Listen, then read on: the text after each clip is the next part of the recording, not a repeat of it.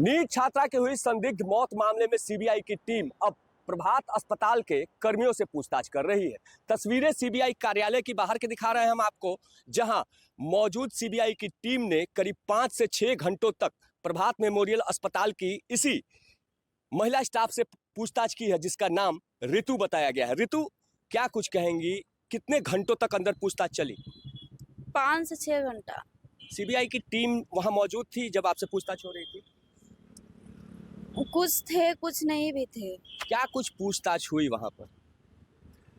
वही कि वो पेशेंट आई थी तो किस हालात में थी, क्या उसको लेकर के चर्चा वहाँ पे चल रहा था, क्या आपने देखा है, यही सब पूछताछ हो। ऋतु, आपकी आंखों में आंसू हैं, एक बच्ची की मौत आंसू हुई। इसलिए है कि आज सच बोलने का हमको भुगतना पड़ रहा है। क्या भुगतना पड़ सच नहीं बोलना चाहिए, कुछ भी नहीं। सच बोले तब ना कभी उधर से। क्या सच आपने बोल दिया कि आज आपको रोना पड़ रहा है? घर वाले भी परेशान करते हैं कि तुम, जब कोई स्टाफ नहीं बोला तुमको क्या जरूरी था अपना लाइफ छोड़ करके। पर भैया अब सच बोले, जो भी किया अब हमारा गलती कही है, आज सही ही कही है। एक लड़की को समझकर, हम भी लड़की थे, सही बोले या जो भी किए हम। अच्छा, क्या हुआ था जब बच्ची भर्ती होने अस्पताल में पहुंची थी? तो क्या माहौल था, क्या कह रहे थे डॉक्टर? सभी लोग, उसको आने से पहले ही पता हो गया था कि एक रेप केस आ रही है।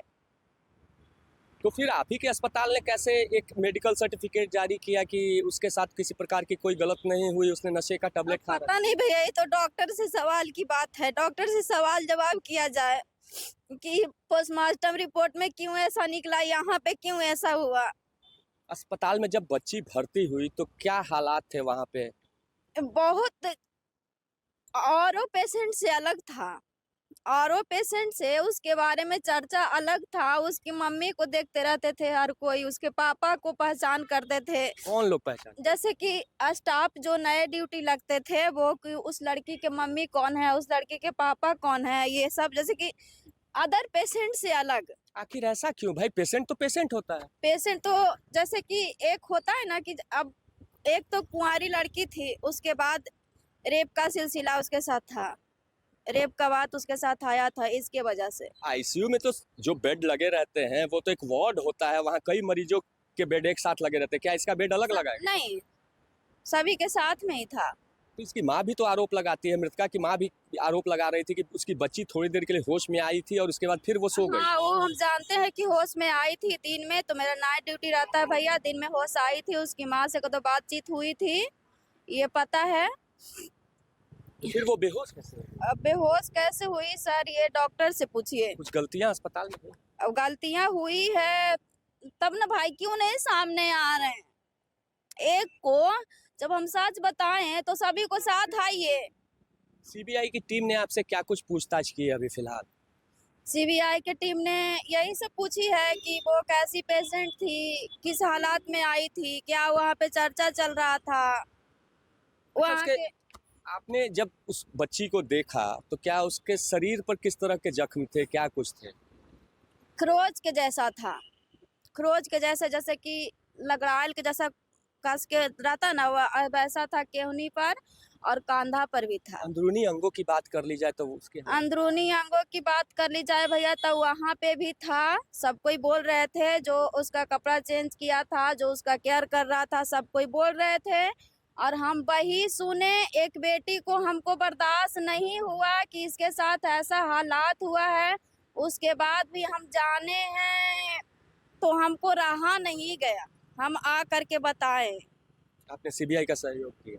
सीबीआई को भी सहयोग किए और पहले से भी हम अपना बयान जारी करते जा रहे हैं, मगर पहले तो कोई सुनवाई नहीं था। अब तो एक सीबीआई ही ऐसा एजेंसी है जिसको पर लगता है कि नहीं, कुछ आशा है, कुछ भरोसा है, एक चीज विश्वास बताइए है। कि जब बच्ची अस्पताल पहुंची थी तो उसके माता पिता कब पहुंचे थे और नीलम अग्रवाल की उपस्थिति अस्पताल में कब हुई थी, कुछ जानकारी? नीलम अग्रवाल की भी उपस्थिति हुई थी, उनकी माँ से बातचीत हुआ था नीलम अग्रवाल को, और जो हॉस्टल के मालकिन हैं उन्हीं को। तो बच्ची को शायद इलाज करवाने के लिए पैसा की बातचीत हुआ था, यही सब, और तो ज्यादा कुछ नहीं पैसे का जानते। लेन देन में अस्पताल में हुआ था क्या परिवार और? वो तो भैया हम नहीं जानते, अगर वो होगा भी तो हम लोग के सामने थोड़ी होगा। अच्छा, एक आखिरी सवाल रितु जी आपसे, क्या लगता है अस्पताल में उस बच्ची के साथ गलत हुआ है? क्योंकि अस्पताल प्रबंधन ने भैया, साफ कर दिया कि उसके उसके साथ कोई गलत नहीं हुआ है। उसके साथ हॉस्टल से लेकर के अस्पताल तक गलत हुआ है, क्योंकि एक डॉक्टर को भगवान के रूप में देखा जाता है, हम लोग मानते हैं भी, तो कम से कम कुछ नहीं तो सब कुछ सही तो करते हैं, और जब सब कुछ सही भी है तो आप आ करके जवाब दीजिए। तो ये रितु सवाल पूछ रही है आज अस्पताल प्रबंधन से कि आखिरकार जब कुछ गलत नहीं हुआ तो अस्पताल भाग क्यों रहा है। और साफ तौर से ये वही रितु है जिसने मृतका के अस्पताल में आने के बाद उसका इलाज शुरू किया था, उसके इलाज में मदद की थी। नीरज त्रिपाठी, न्यूज़ 24, पटना।